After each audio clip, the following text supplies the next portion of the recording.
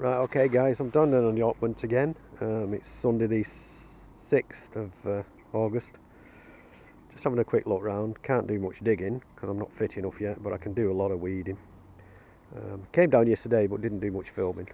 And I'm going to get disturbed again by... oh no, I'm not. He's gone the opposite way. I thought Rollo was going to disturb me again.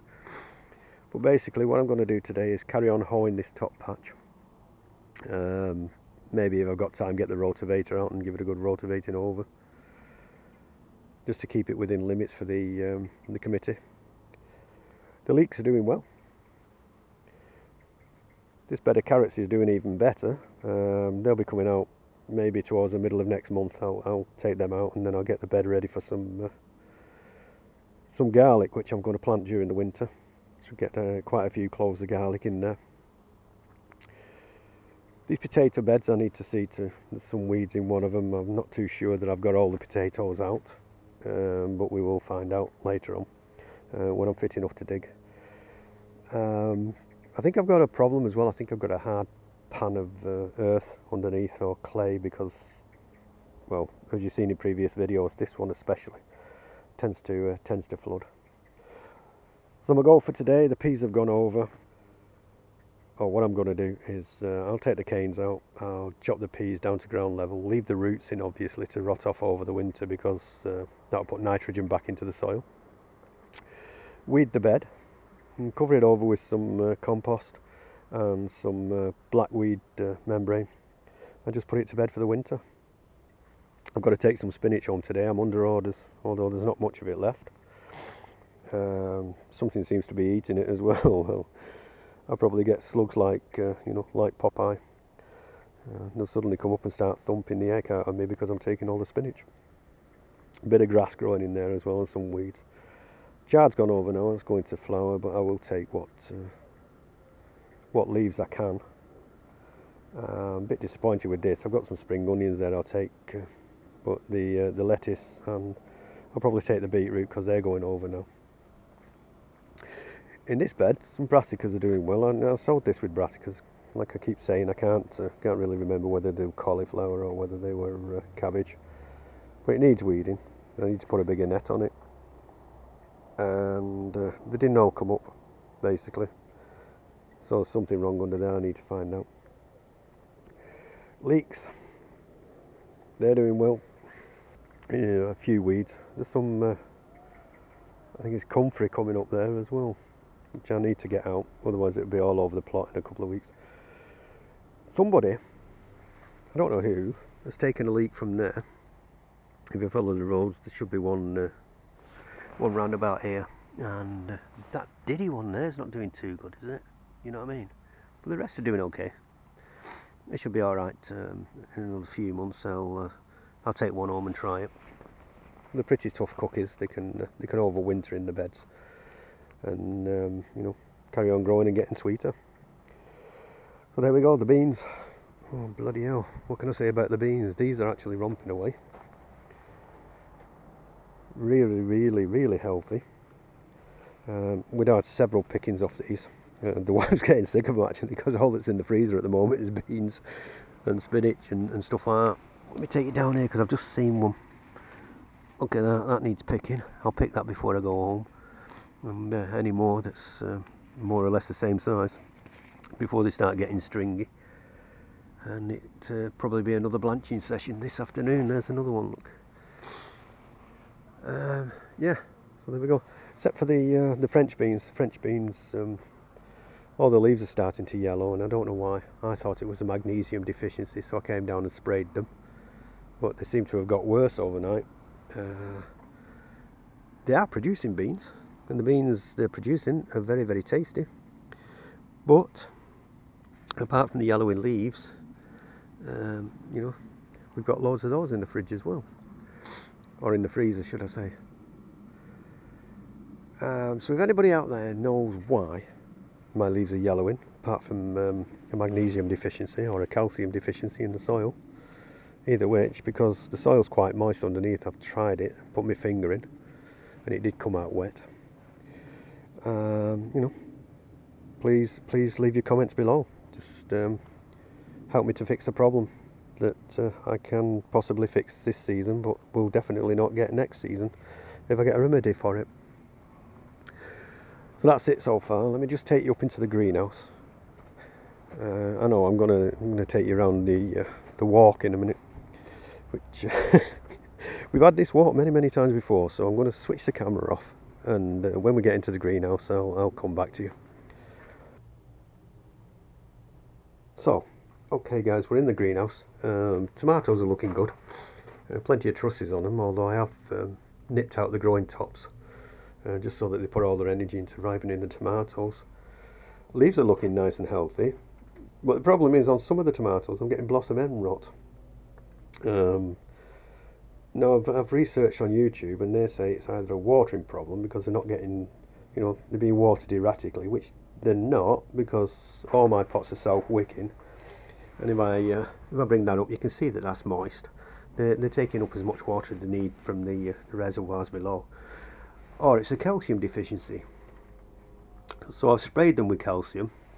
Other than bringing some eggshells down and putting them on the top of the compost, I don't know what else to do. Several times I've sprayed them with calcium, and I'm still getting the odd one with blossom end rot. So if anybody knows why, most of your tomato growers out there that can grow tomatoes bigger and better, please let me know. These are Trisha's plants.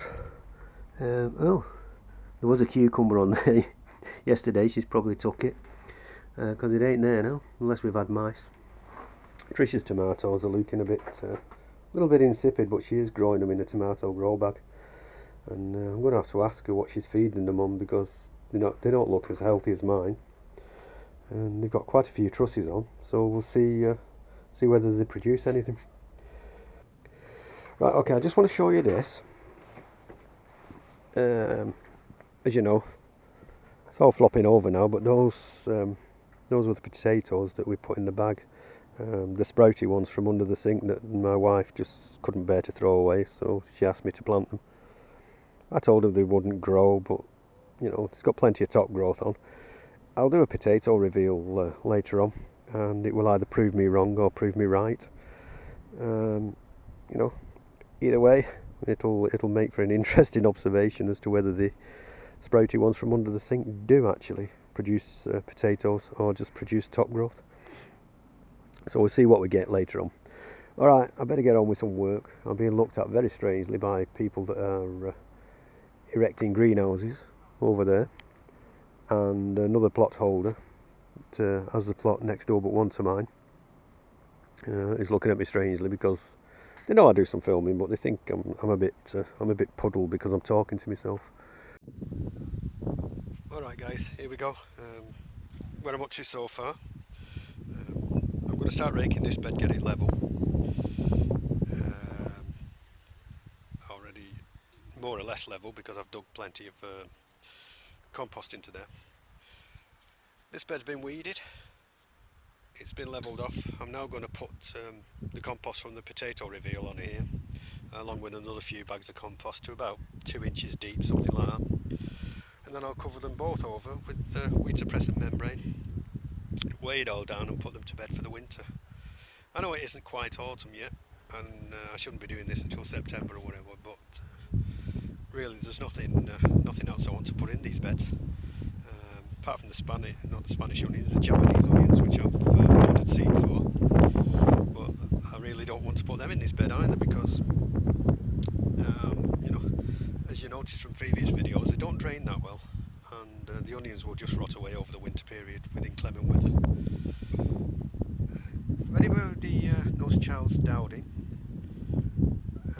been on his channel, then you'll know he does this no dig method, which is the thing I'm going towards, because it does quite make sense.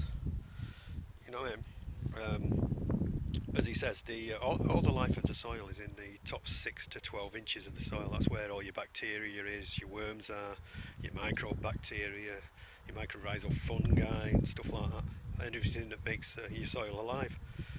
And what he says is quite true. If you dig that soil, you're digging it to a spade's depth, and you're turning all the topsoil over and putting it under the soil that you're bringing up from the bottom. And apart from bringing up the weed seeds that have probably laid dormant there for years and years and suddenly said, yippee, I've got light, so I'm going to germinate.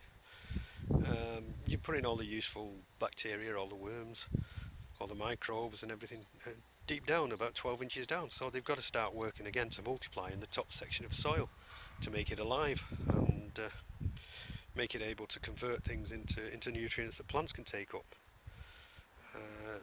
Now I've watched this channel loads and loads of times, and the more I watch it, the more it makes sense. So that's what I'm heading to. Maybe might be taking 2-3 seasons to do, but all I'm going to do every season is just put more and more mulch on these and then cover them over with weed suppressant membrane, and hopefully the worms will do all the digging for me. Alright, I'll get back to you when I've done that, and we'll see, or I'll show you what the progress is. Right, okay guys, let me show you what I've done so far. Apart from hold this top half, and I've got to put my hoe away, don't forget that. I've turned over this bed. I said I wasn't going to do, but I did. It's not looking too bad. I did dig in plenty of compost a while ago, hence its colour, it's black, but it's also saturated with water. I've laid the compost on there and put the weed suppressant membrane down. Hopefully over the winter the worms will come up and take the compost down, make it into a nice friable soil, nice friable soil for next year, and I can plant straight into it like Charles Dowding does. There's still some pea pods on here, and I've just harvested them. And what I've decided to do, instead of taking these down, the pea pods are starting to dry out now, and the peas are starting to dry out, so whatever's on here now, I'll probably just leave and let them dry out completely and use them for seed next year. Other than that, that's all I've done. I've not done any weeding or anything. Need to sort these beds out, but like I say, I'm off for work for another fortnight, and I need some relaxation. So I'll come down and do that sometime during the week. No strenuous work, because of course I've been told I can't do strenuous work. No strenuous digging. My wife's a bit worried. She's wrapping me in cotton wool, which is kind of naffing me off really, because I don't want to be wrapped in cotton wool. But she is right, I suppose. Leeks are still doing well. May take 1 or 2 of those home. I know they're only thin, but we'll see what they taste like. Carrots, they're doing great. I'm definitely going to pull a couple of those, and I'll show you what they look like after I pulled them. In fact, I'll pull 1 or 2 now. They'll probably only be small because I sowed them quite thickly and I didn't thin them. But I tell you what, they'll probably be well tasty. Alright, so just let me go around the other side and see what I can pull. Here we go. It's like being a 16-year-old again. Let me go around and see what I can pull, or who I can pull. Oh, there you go. See, that's not too bad. That's gonna, well, it's just about the right size. It's got to be well tasty, that is. Now let me pull this one. Yep, there we go. That's going to be well tasty. A couple more and then we're right for dinner tonight. My wife's going to cook something, but you know, we can have the beans and the peas and the carrots with it. There you go, that's another one. And this last one here. Oh, look at that. That is absolutely terrific. That'll do. 4 carrots. My wife doesn't like carrots that much, but I do, so I'll take those home for lunch. Sorry, not lunch, for dinner tonight. Well, something went wrong there, guys. That's what I'm saying. I've just pulled the carrots. We'll have them for dinner tonight.